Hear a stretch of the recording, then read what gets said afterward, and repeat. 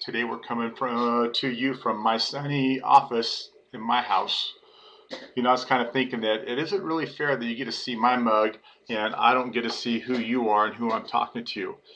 But as I think about it, that's going to change next time, our next unit. So anyway, today we're going to talk about a conclusion of your speech. And this part is pretty cool because one, you're done. And two, it gives you a lot of freedom and flexibility on what you want to say. Realistically, when we hear somebody talk, we listen to the introduction to see if we give a crap, if it relates to us, if it's important.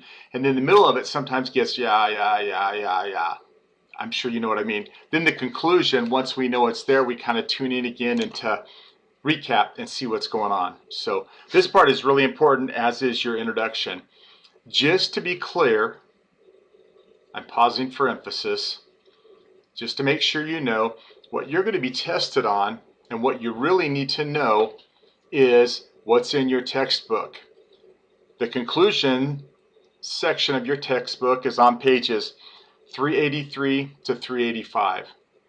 That's what you need to study when we have our weekly reading quizzes and when you have your unit test. That's the part you're going to want to know. So take a look at that. And what you're going to find here in this section is a PowerPoint with a lot of terms to find out, and then this short lecture to see just how those all fit in, which I hope will inspire your creativity so that when you do your speech, I'll be entertained, you'll enjoy it, and we'll both come out ahead. So as we look at the conclusion, I'm going to go over a couple of terms and formatting here, then I'm going to show you exactly how one works. When you get to that point in your speech, you really want to tell your audience that you're done. And you would use a definite phrase or a line to signify that. You would use something like, and now my speech must come to an end. Or, I've enjoyed telling you this information, but time is short. And as you say those things, the audience is going to tune in and know what's going on. These are called transitions. We'll talk a little bit more about that, or you'll hear more about that when we talk about the speech body itself.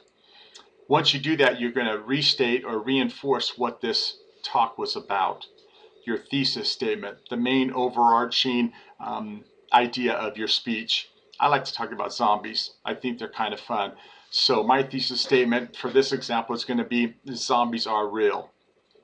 So I'm going to restate that, zombies are real, and then go over the main points I had.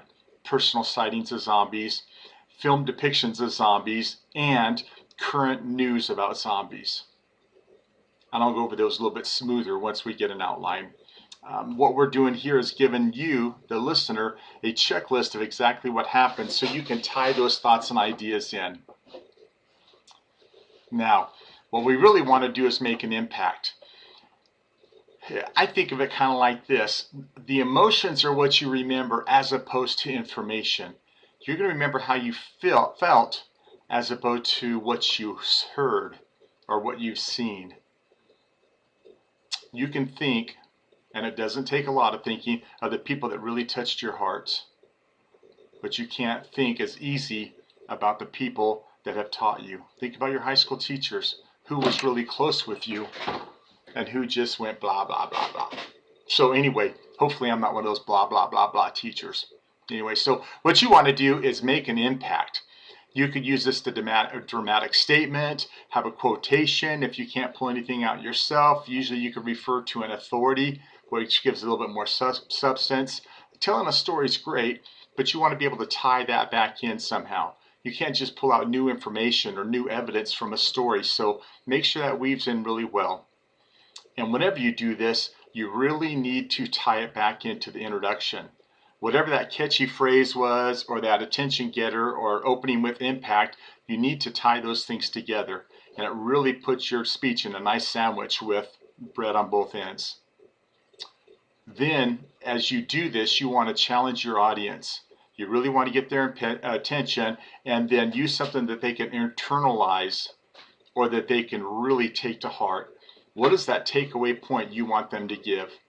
Is it zombies are real?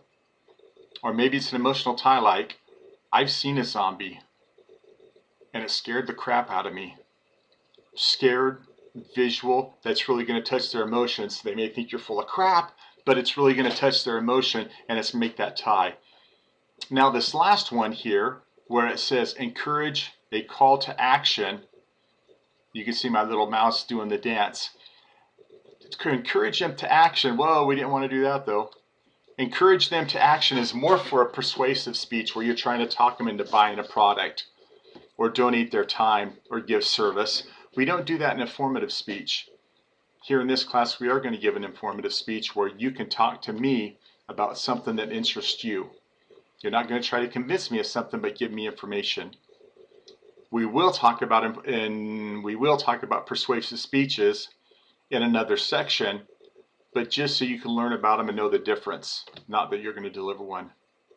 So now that we've talked about the different steps of a conclusion, let's go over a conclusion and what it would look like. Make this a little bit bigger so you don't have to put your reading glasses on. So we've went through our entire speech, the outline, something like what you saw last section when you watched the young lady give her speech and you outlined it on your paper.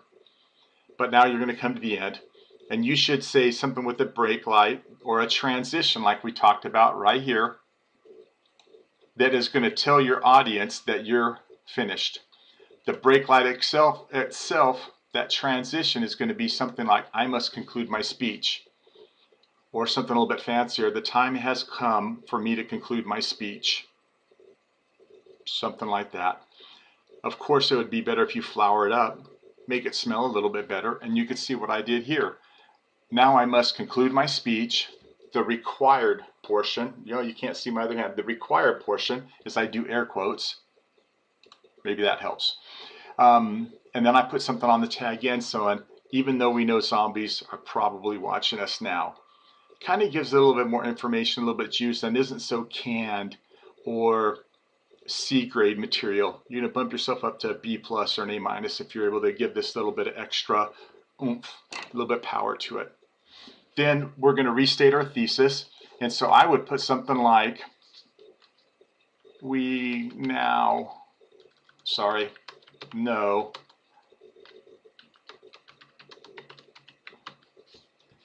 know zombies are real. Zombies are real was my thesis statement, as we spoke before. And as we tie this all in, you can see it's in a story or a conversational tone. I must conclude my speech, even though we know zombies are probably watching us now. And now we know zombies are real, period. Everything flows together. We're not just saying statement, statement, statement. In this speech today, I have discussed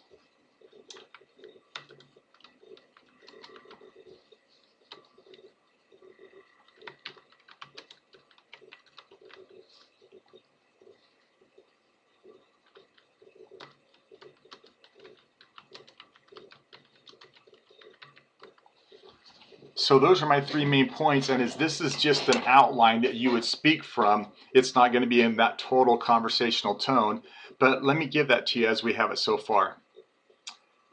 Now I must conclude my speech, even though you know zombies are probably watching you right now. Now you also know that zombies are real. Today I've shown you this by zombie film depictions, my own personal sightings of zombies, and actual police reports that I've downloaded from the internet, and we know the internet doesn't lie, about zombies. Now we want to tie this back into our introduction, how that was. Let's just say my introduction was, I saw a zombie the other night when I was downtown. I parked my car in an alley and something was walking in the shadows. That's my introduction. Now I'm going to tie back into that. Walking in the shadows while you're downtown, you may hear something, you may see something. Beware, it might be something looking for a brain snack, even a zombie. So you can see that closing with impact is going to be something that you can tie back in to your introduction. The key here is to tie it back into your introduction. One thing I do when I'm writing these is I'll scroll up to the top of my speech outline. I'll copy and I will paste. You're going to have to work with me here. My introduction straight into that spot. Then I reword it. So we could either have a present tense or a past tense and a present tense, or a first person and a second person, but you're going to want to tie it directly back in. And by knowing exactly the words you used, they're going to be able to help you redo that. Cool? You can build off of your introduction till the rest of the story. Air quotes are stupid. I don't want to do that anymore. Okay, let's move on. Your final point. There's a couple of things you can do here. We can finish how we started by telling the rest of the story on our tie back in, but that kind of gets redundant. And as you look at the PowerPoints that I have there in section 1, you'll see a couple more ideas, but the ones I really like is having something like a statistic. I would say something like, currently, according to police reports for the Boise metropolitan area,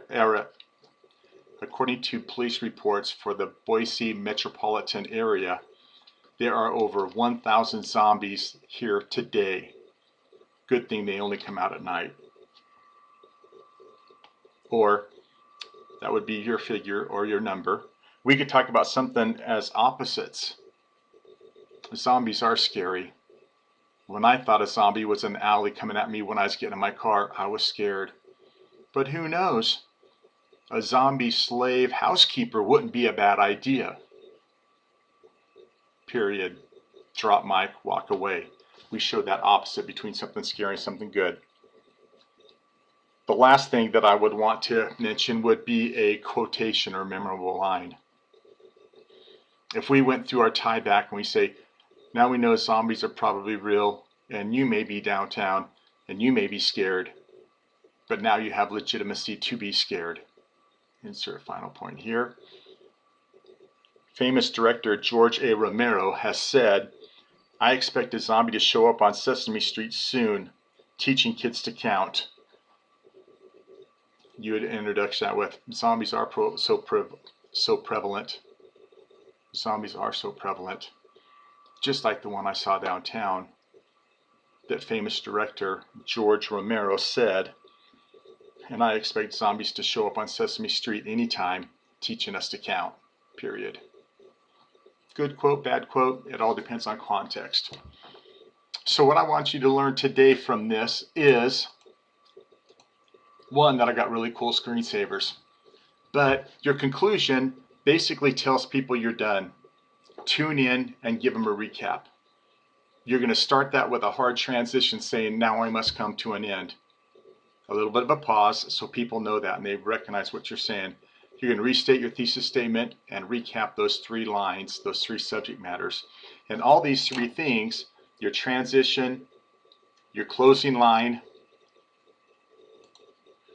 that's scary, your transition, your recap, your thesis, and your main points should all be in a conversational tone so you know just what's going on. Then you're going to talk about tying back into your introduction and a memorable line. Remember that you can look on the PowerPoint demonstrations that I have there in this section. You can see those detailed out. So that's conclusions. And remember, I care about you. I miss you. Email me if you have any questions. We could chat. We'd have fun. Thanks and have a great day. As soon as I turn this off.